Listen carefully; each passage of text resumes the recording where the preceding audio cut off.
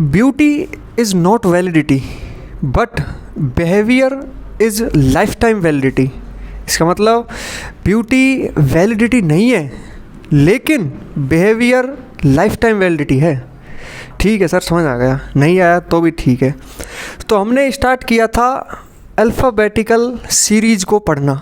उसमें हमने कुछ एक दो बेसिक बातें सीखी थी। तो हमने ABCD के बारे में सीखा था।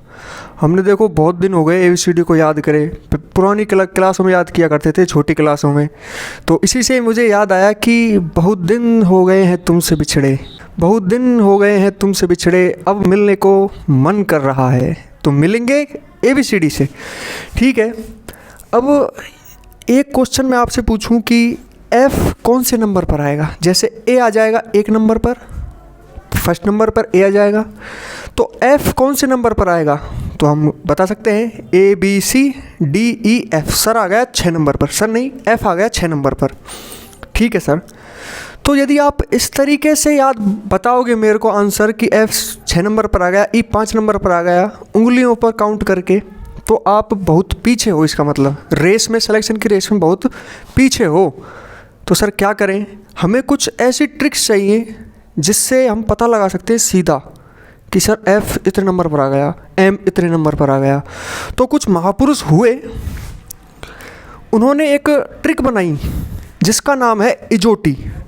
कोई महापुरुष था, उसने एक ट्रिक बनाई जिसका नाम क्या हो गया, इजोटी। तो मैं यहाँ पर लिख रहा हूँ ट्रिक जोटी। ठीक है सर, अब इस ट्रिक का क्या मतलब है।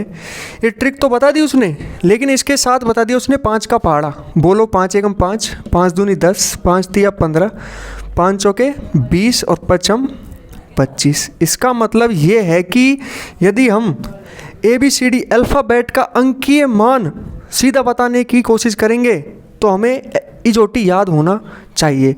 अंकीय मान सीधा बताने के लिए इजोटी याद होना चाहिए। इसका मतलब E कौन से नंबर पर आ जाएगा, 5 नंबर पर। E कौन से नंबर पर आ गया, 5 नंबर पर। इसको मैंने गोले में बंद कर दिया। J कौन से नंबर पर आ जाएगा, 10 नंबर पर। इसको भी मैंने गोले में बंद कर दिया। ठीक है, O कौन से नंबर पर आ जाएगा, 15 नंबर पर। ये भी गोले में बंद कर दिया। T20, IPL का ज़माना चल रहा है तो T20 हो गया। नेक्स्ट क्या है, Y पे आ जाएगा आपका 25। ठीक है सर, इजोटी बताया किसी ने, 5 का पहाड़ा भी बताया।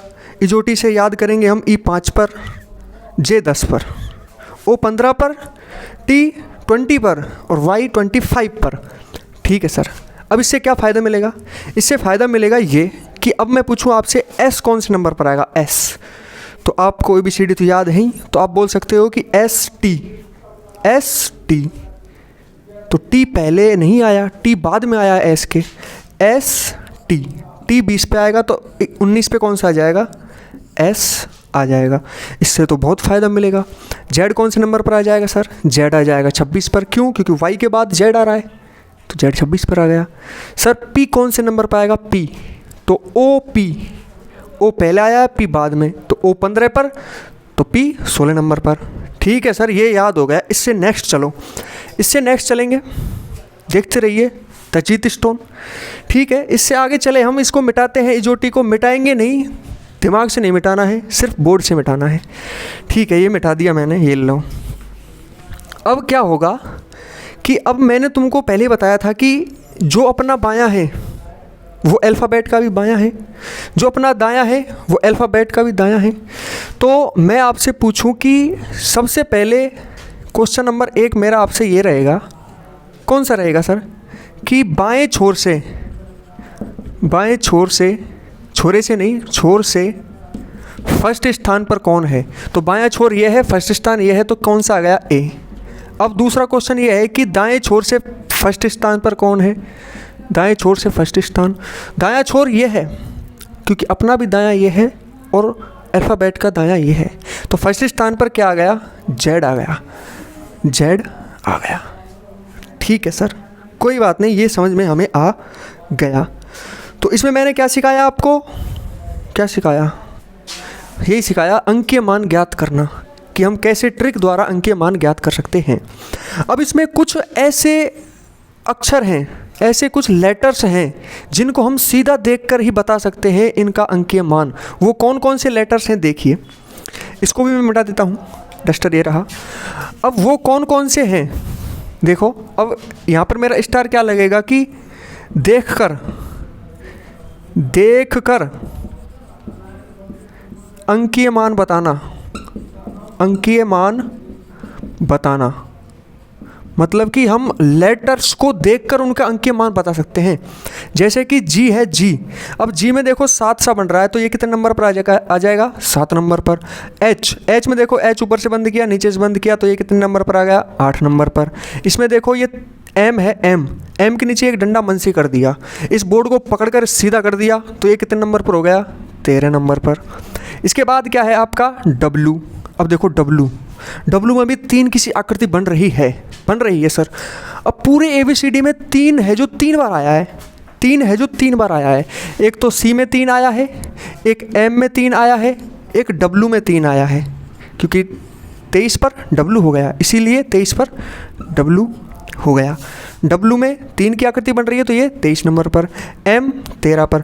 अब एक और दिखाता हूँ मैं कि जो पुराने गुरुजी थे ना अपने इंग्लिश वाले, वो आई को ऐसे नहीं लिखते थे, आई को ऐसे लिखते थे। तो आई कितने नंबर पर हो जाएगा 9 नंबर पर। क्या है ये आई, ठीक है। अब हम नेक्स्ट आगे बढ़ेंगे तो मैं आपको बताऊंगा कि यदि देखो हम अब थोड़ा और आगे बढ़ते हैं तो हमें पता है कि जो लेटर्स हैं वो 26 हैं, बिल्कुल है सर। जब मैं 26 में 2 का भाग दे दूंगा तो 13 आ जाएगा, बिल्कुल आ जाएगा सर। और 13 में 13 और जोड़ दूंगा तो 26 हो जाएगा। इसका मतलब क्या है कि हम अल्फ़ाबेट को 2 भागों में बांट सकते हैं। एक तो हो गया प्रथम अर्धांश, बोलो कौन सा हो गया प्रथम अर्धांश, वेरी गुड। और दूसरा हो गया द्वितीय अर्धांश।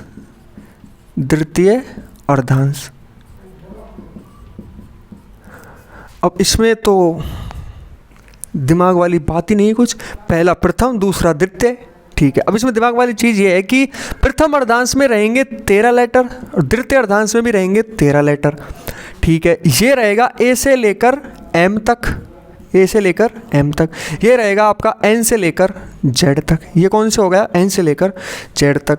तो अब मैं आपसे पूछूंगा कि फर्स्ट अर्धांश किस लेटर से लेकर किस लेटर तक है, किस से किस तक, ठीक है। तो कौन से लेटर से है, ए से लेकर एम तक। सेकंड अर्धांश कहाँ से कहाँ तक है, सेकंड अर्धांश हो गया सर एन से लेकर जेड तक, वेरी गुड। अब मैं पूछूं आपसे कि यदि प्रथम अर्धांश को मैं उल्टा कर दूं तो कहाँ से कहाँ तक हो जाएगा। इसका उल्टा करेंगे तो हो जाएगा प्रथम अर्धांश एम से लेकर ए तक, और इसका उल्टा कर देंगे तो जेड से लेकर एन तक, ठीक है sir.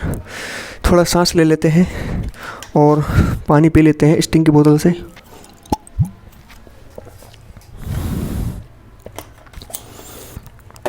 Now back to the serious business. अब हम देखेंगे कि किस प्रकार क्वेश्चन आते हैं हमारे एग्ज़ाम में, किस प्रकार के क्वेश्चन आते हैं, कौन कौन से टाइप हैं वो सब मैं आपको बताने वाला हूँ। सो देखते रहिए द जीत स्टोन।